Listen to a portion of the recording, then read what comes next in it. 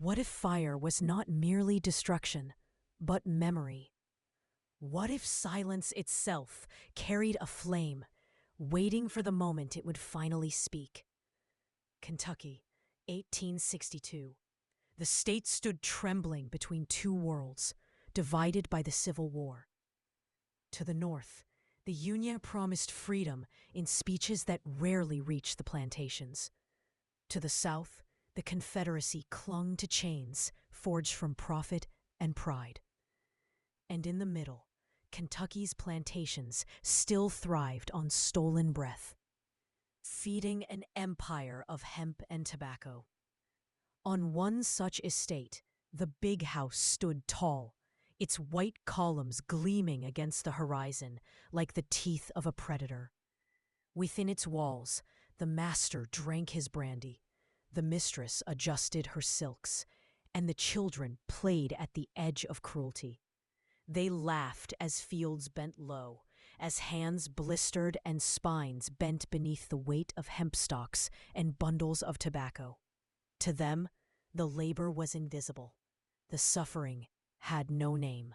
But in the quarters, the silence told another story. Fires smoldered in pits to keep the night air at bay, yet hunger gnawed deeper than the cold. Mothers hummed fractured hymns to their children, not for joy, but to muffle the sound of their stomachs.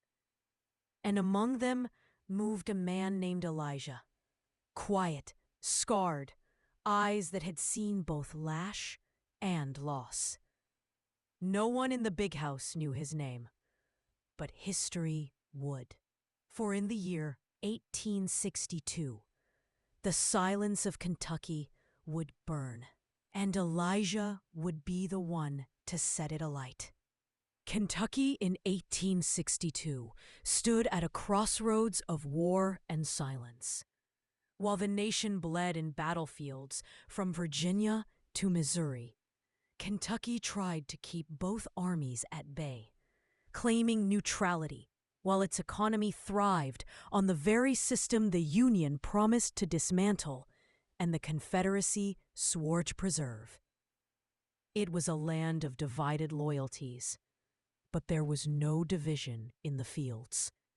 The hemp and tobacco still demanded backs to bend, fingers to tear leaves from stalks, and shoulders to carry bundles heavier than any man should bear. Those backs, fingers, and shoulders belonged to the enslaved. The plantation where Elijah lived was not the grandest in Kentucky, but it mirrored the same cruel order. At its heart rose the Big House, a wide columned structure with painted shutters and polished floors, standing tall like a proclamation of permanence. Its porches stretched wide as if to overlook and command the land. Nearby stood the overseer's cabin, a crude but solid dwelling where the lash was kept close at hand. Beyond the barns and tobacco sheds, far from the master's view, crouched the slave quarters. These were nothing more than rotting cabins, roofs that leaked with every rainstorm, walls patched with mud and straw. Families crowded into single rooms, their only light the flicker of firewood they had to gather after dusk. Elijah's place was there, among the cabins. He was young in years, but old in grief. His mother had been sold when he was no more than a boy. His older brother had been whipped for an infraction no one remembered until the punishment itself took his life. Elijah carried those absences like scars inside, but he also carried scars outside. The flesh across his back bore the map of every lash, lines of fire carved into his skin that never faded. The ledgers of the plantation did not record these marks, but his body remembered. The mistress of the house walked with her Bible each Sunday. She recited verses of obedience, insisting that chains were sanctioned by heaven itself. Her lips spoke of grace, while her silks were hemmed by the sweat of enslaved hands. The master counted patriotism in bales of hemp and casks of tobacco. He spoke of the war as a disruption to commerce, not as a conflict of lives. When neighbors visited, they admired the family's prosperity, blind to the fact that their comfort rose directly from Elijah's toil and the labor of those beside him.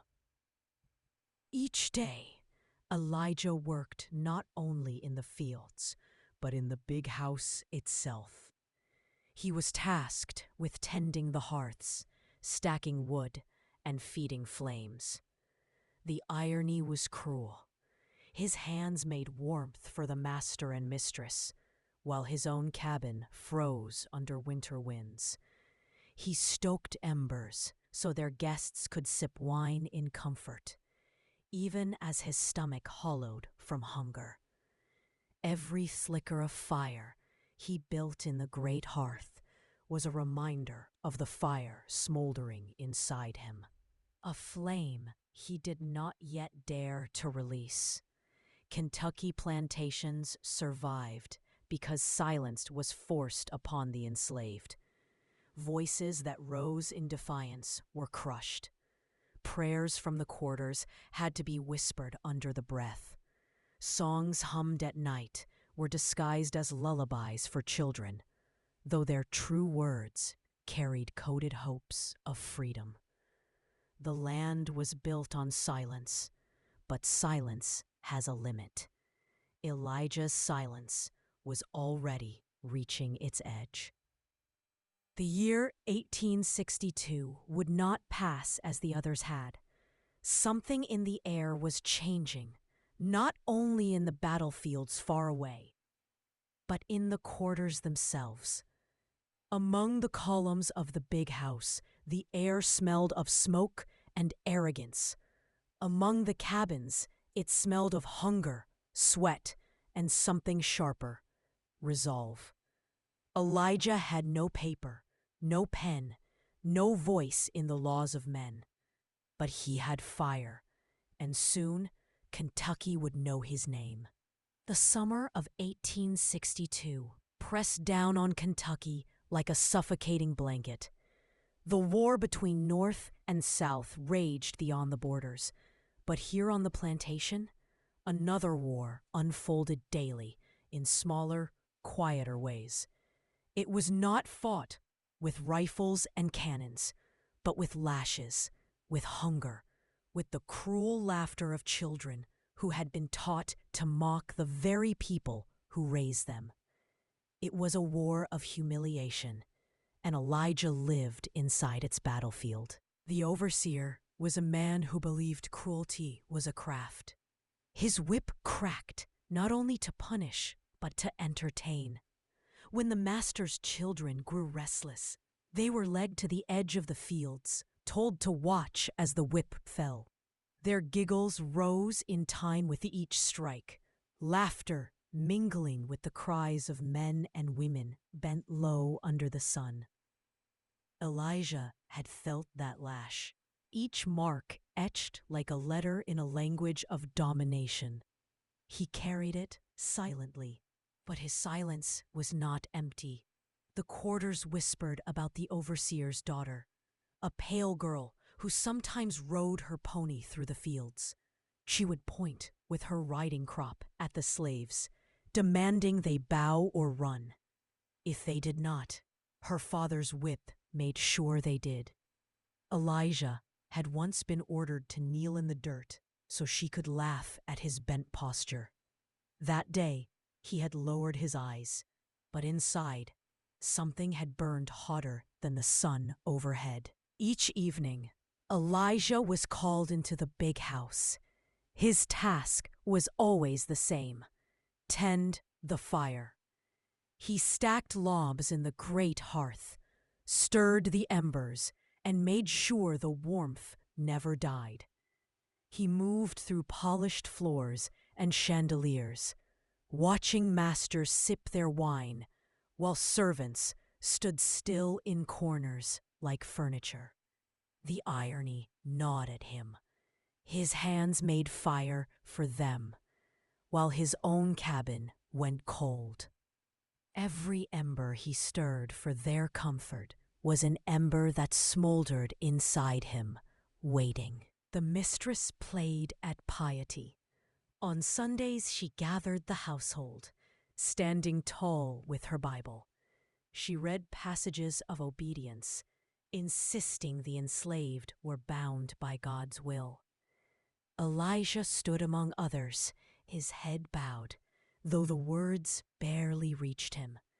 He had his own gospel, one sung at night in the quarters, when voices hummed spirituals too low for the overseer to hear. Those songs spoke not of obedience, but of survival, of freedom, of the fire that might one day consume the walls that imprisoned them. The hypocrisy of the big house echoed in small cruelties. Leftover scraps from the feast were sometimes tossed into the dirt as if feeding dogs. Children mocked Elijah, calling him names as he carried logs past them. The overseer's laughter carried across the yard when he saw humiliation take root. Each moment was small in itself, but together they built a weight. It was like dry wood piling in a shed, waiting for a spark. That spark came in the form of a feast. The summer had been profitable. The tobacco harvest promised wealth, and the master decided to celebrate. Invitations were sent to neighbors. Casks of wine rolled into the cellars, and the kitchen filled with roasting meat. The big house glowed with candles, laughter, and the sound of fiddles. Women in silk gowns stepped across the polished floors, their jewels flashing in the lamplight. Outside, the fields lay silent. In the quarters, bellies ached with hunger. Elijah was ordered to keep the fires blazing that night. He moved quietly through the rooms, placing logs on the hearth while music swelled around him. He saw plates heaped with food, tables lined with delicacies he had never tasted. He saw men raise glasses in toasts, their voices loud with arrogance, their talk filled with boasts about cotton prices and the folly of war. He heard them dismiss the Union as weak, laugh about rumors of emancipation, and speak of how the enslaved would never dare rise. But Elijah did not hear laughter. He heard only the sound of his own silence stretching thin. He felt the weight of every lash, every hunger, every humiliation pressed into that silence until it quivered like glass about to shatter. His hands carried wood, but what he carried within was heavier. The quarters that night sat dark, their fires low, their inhabitants listening to the music drifting from the big house. Mothers held their children close. Men sat with eyes fixed on the glow above. They did not speak, but each of them felt the same divide, the feast above and the hunger below. And in the center of it all, Elijah moved like a shadow, carrying both worlds within him. Something changed in him that night. Each candle he passed, each log he set, felt like more than a chore. It felt like a rehearsal. The flames leapt high, and in their light he saw not comfort, but reckoning. He watched the masters laugh, with wine on their lips, and in that moment, The silence within him turned into resolve. The night wore on, and the big house swelled with noise. Fiddles played faster, boots struck polished wood in rhythm, and laughter spilled out into the warm Kentucky air. Outside, the cabins of the enslaved sat in silence, their inhabitants unable to sleep, listening to the faint echo of celebration that excluded them. The smell of roasted meat drifted across the yard, sharper than hunger, deeper than pain. It was a reminder that even joy had been stolen from them. Elijah moved through it all with his quiet steps, carrying wood from the back shed to the front rooms. No one noticed him. No one ever did.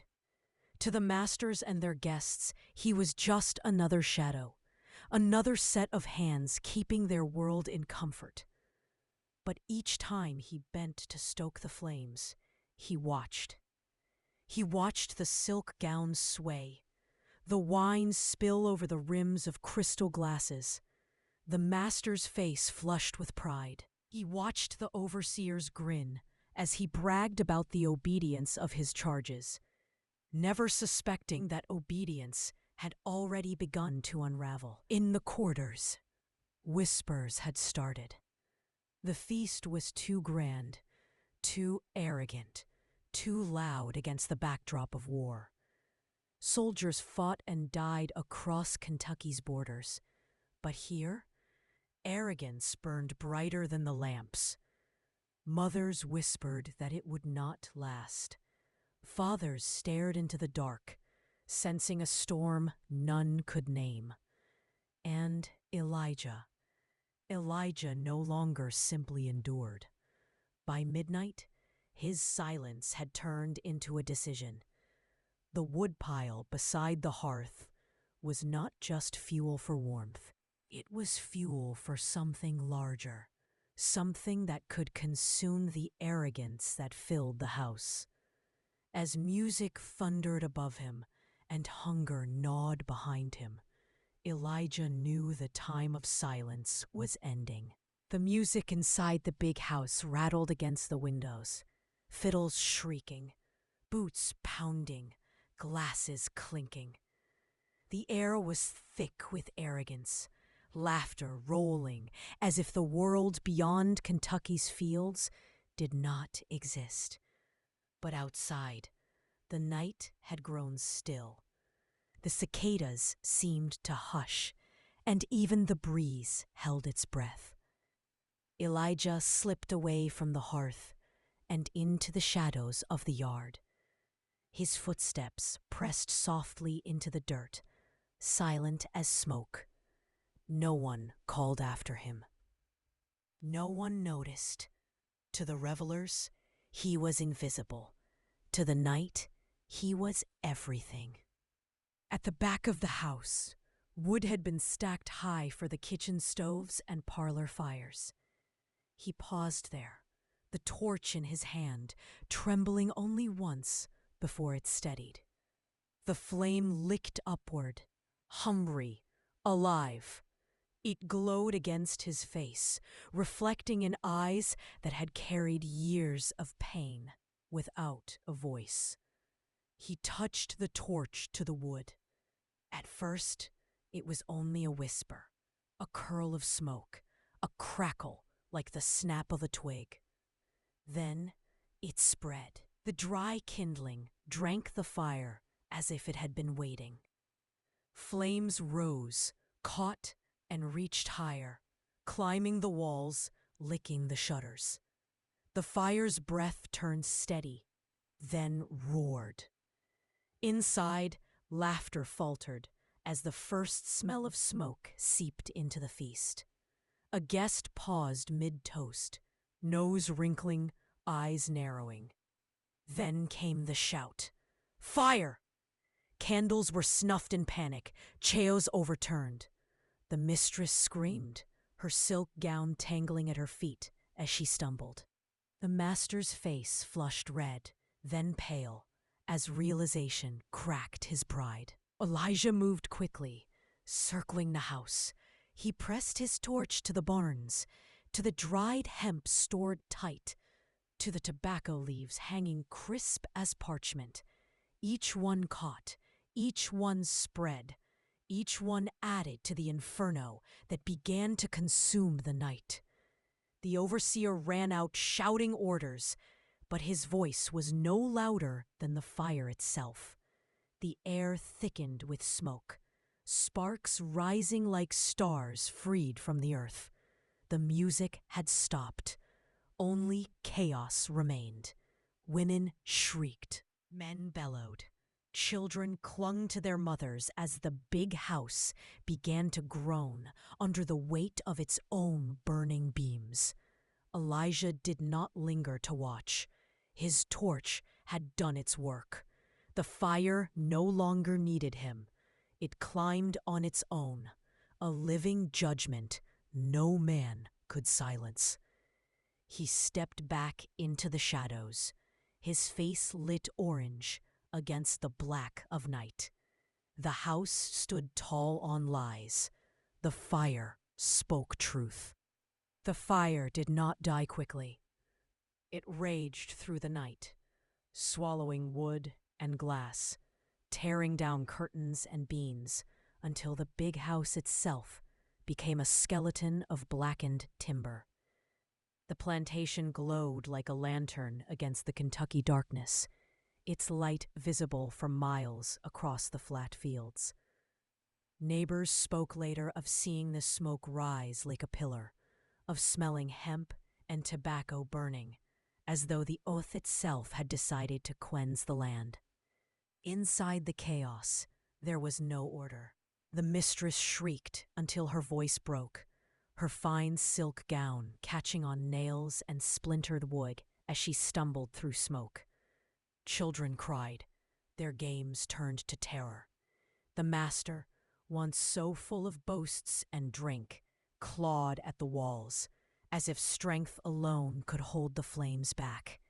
The overseer shouted, but even his whip had no command over fire. What he once used to bend men could not bend the heat that now roared louder than his voice. By dawn, the big house was gone.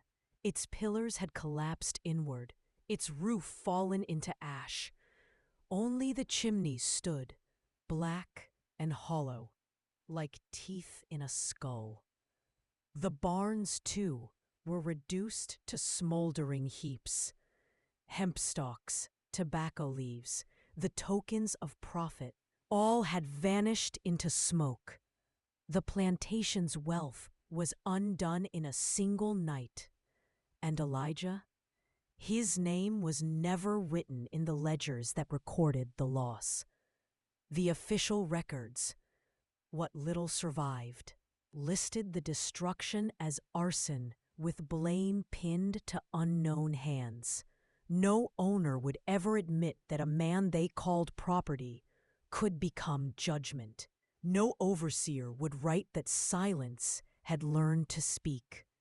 Elijah slipped into legend, his fate unclear. Some said he fled north, vanishing into Union lines where men in blue offered a different kind of freedom.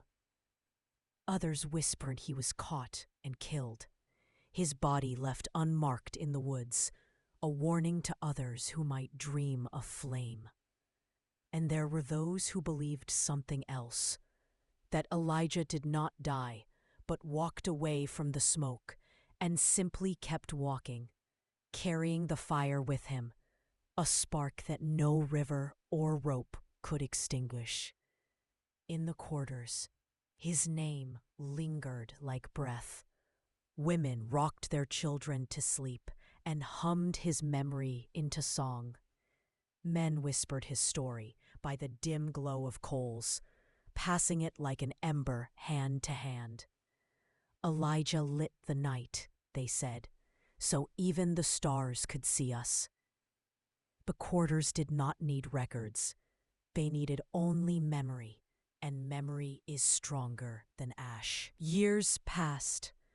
The war dragged on. Kentucky's fields saw armies cross, saw men die with flags in their hands. But the ruins of the plantation remained. Visitors would ride past and see the scorched chimneys standing alone, weeds growing where laughter once rang. Some claimed the air there still smelled faintly of smoke, as if the fire had never ended. Decades later, when new families built houses nearby, they told stories of strange sounds on still nights. A crackling in the silence, like wood catching flame, though no fire burned. Some said they saw a figure walking at the edge of the fields, his back scarred, his face lit orange, as if by a torch unseen. They did not call him by name, but the whispers endured. The master's ledgers burned with his house, but another kind of ledger remained. One written in memory, in silence, in fire. Elijah's act could not be erased, no matter how official pages tried to ignore him. The night he set the house ablaze became more than rebellion. It became a question left hanging in the air, unanswered, unforgotten. When fire speaks for the silenced, who dares call it crime? When history tallies debts, what pages remain unburned?